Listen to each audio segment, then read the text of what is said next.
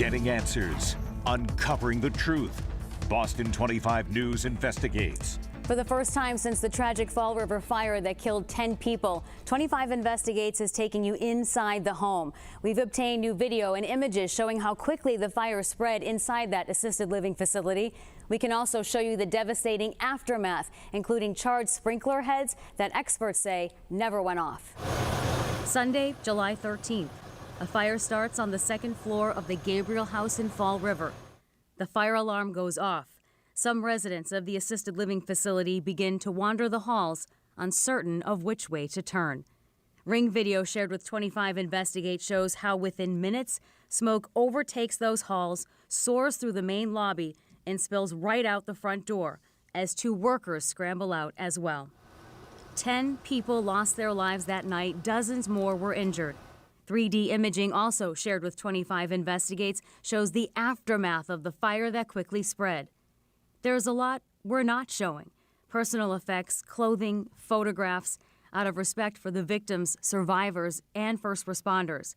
But it's hard to miss the walls and ceilings left blistered by intense flames, a wheelchair abandoned in a charred-out hallway, and sprinkler heads inside and outside the room where the fire started burned too.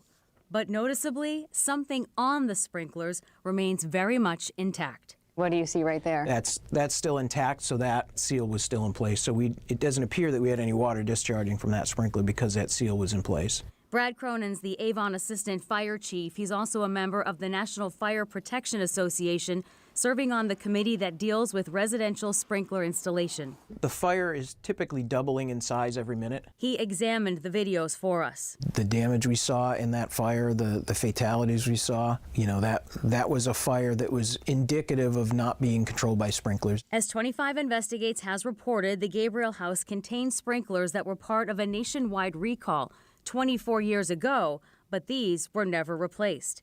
The recall involves central fire sprinklers with O-ring seals.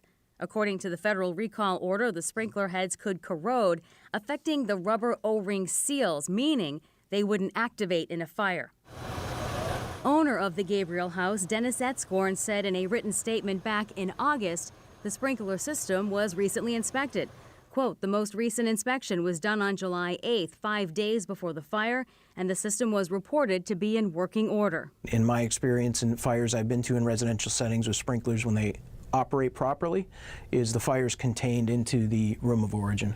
Giving people, especially vulnerable residents with limited mobility, valuable time to get to safety. 25 Investigates contacted the sprinkler inspection company Fire Systems, Inc. of North Dartmouth.